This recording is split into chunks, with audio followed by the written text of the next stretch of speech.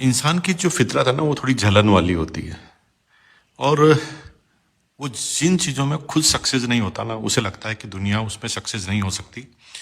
और वो इस चीज़ों को ज़िंदगी भर एक्सेप्ट नहीं करता कि कोई सक्सेस हुआ है। उसे लगता है कि मैं नहीं हुआ तो कोई भी सक्सेस नहीं हुआ। और वो पॉजिटिव बात सुनना ही नहीं चाहता। लेकिन जब इसी बीच में कोई नेगेटिव व्यक्ति ये आके बताता है कि आप एकदम सही कह रहे थे, कोई सक्सेस नहीं हो सकता, ये देखो सबूत, तो ये एक स्पेस हमारे अंदर पहले बनी रहती है और हम तुरंत नेगेटिव चीज़ों को वायरल कर देते हैं। रवि शर्मा जी के केस में आपको सब पता है। रवि शर्मा जी का जो केस है ना वो पूरी तरह से ईगो से भरे हुए लोगों के द्वारा अपने अधिकारों का गलत इस्तेमाल करके उन्होंने एक प्रोपेगेंडा फैलाया है। मैं पर्टिकुलर किसी व्यक्ति की बात नहीं करना चाहता। मैं सिर्फ इतना सा कहना चाहता हूं कि किसी भी चीज की बिना जांच पड़ताल किए कोई भी आदमी कितना बड़ा झूठ बोल सकता है। रवि शर्मा जी के वीडियो में बताया गया कि रवि शर्मा जी की इनकम जो है ना वो 100 करोड़ की है। जबकि पूरा वीडियो देखिए ना, सुनिए उस वीडियो को। वीडियो में क्लियर कहा गया कि मेरा टर्नओवर 100 करोड़ का है। 100 करोड़ का है।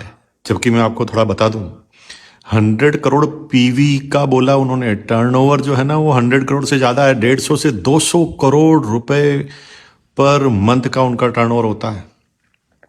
और रवि शर्मा जी की इनकम जो है वो 40 लाख रुपए पर मंथ है। लेकिन मैं ये सारी बात बता रहा हूं आपको, मैं तो सारे सबूत के साथ दे सकता हूं। मुझे सिर्फ एक वादा चाहिए।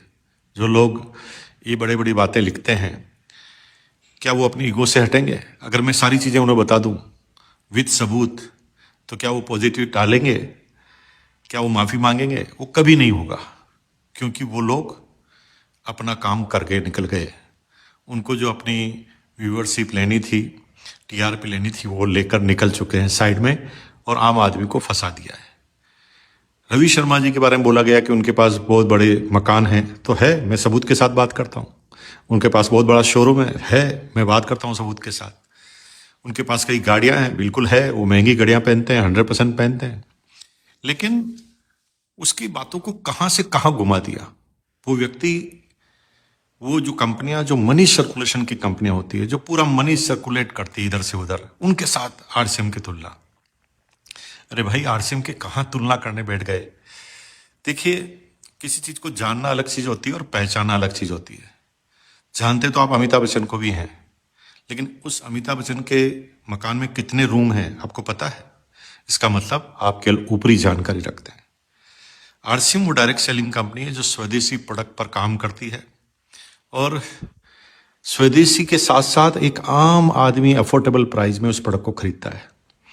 क्या कभी आपने सुना है कि डायरेक्ट सेलिंग के इतिहास में 9-10 रुपए का नाने का साबुन आया है? पूरी पृथ्वी पर एक कंपनी होना तो मेरे से बात कीजिए आप, मैं सबूत के साथ बात करता हूं।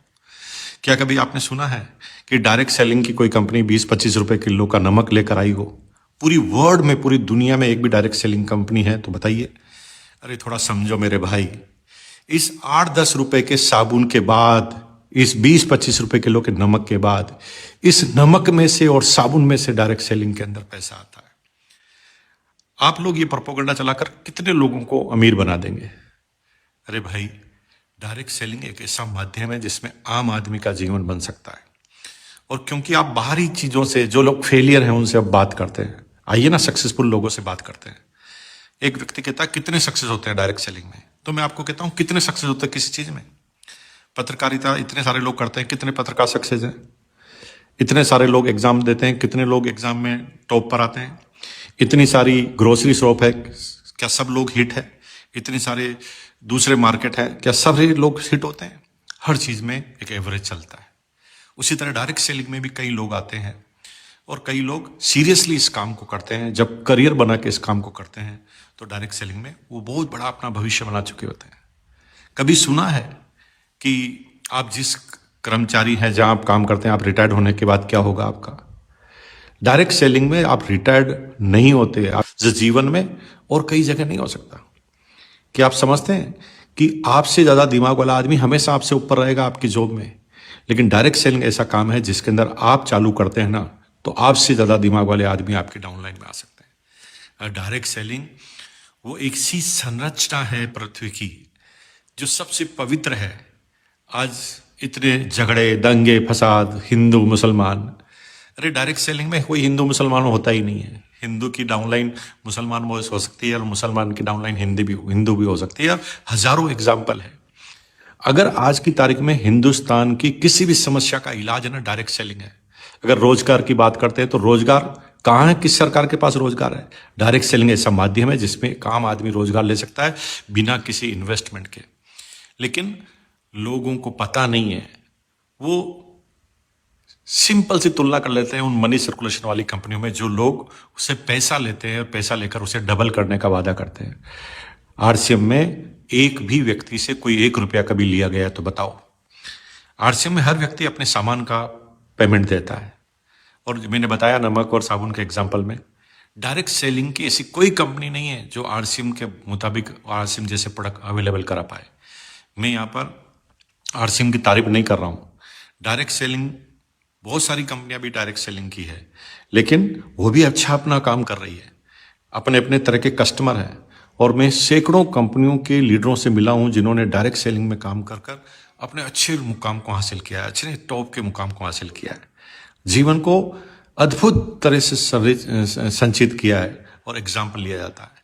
तो भाइयों, मुझे पता है कि न तो आप माफी मांगने वाले हैं, नहीं आप कोई स्पष्टीकरण देने वाले हैं, नहीं आप ये बताने वाले हैं कि हमने जो बोला है गलत है, क्योंकि आपको इसका पैसा नहीं मिलता। आप वही काम करेंगे जिसका पैसा आपको मिलता है। अरे भाई, आज कितने कितने बड़े बड़े अधिकारी हैं, इतने बड़े अधिकारी हैं, जब वो बड़ी पोस्ट पर काम करते हैं, बड़े लेवल पर काम करते हैं, तो उन्हें थोड़ी गलतफहमी हो जाती है कि लोग जो है ना मेरी तारीफ कर रहे हैं, मेरे हाँ में हाँ मिला रहे हैं। ऐसा नहीं होता है। रिटायरमेंट होने के बाद वही अधिकारी ना चिड़चिड़ा जाते हैं, क्योंकि वो भूल जाते हैं कि ये सम्मान आपके पद का है, ये सम्मान आपका नहीं है। और मैं आपसे सिर्फ ये कहना चाहूँगा कि रवि शर्मा जी के बारे में जो भी बातें बताई गई है वो पूरी तरह से फ्रॉड है, पूरी तरह से गलत है। मैं खंडित करता हूँ। अगर आप मुझे लिखित में देते हैं कि हम माफ़ी मांगेंगे तो मैं एक एक चीज़ का सबूत देता हूँ। आइए मेरे पास, with paper, with return, GST का पोर्टल, आपका बैंक अकाउंट स्टेटमेंट, हर चीज़ देता हूँ मैं आपको। लेकिन आप ऐसा करेंगे नहीं, क्योंकि आपको इसका पैसा मिलेगा नहीं।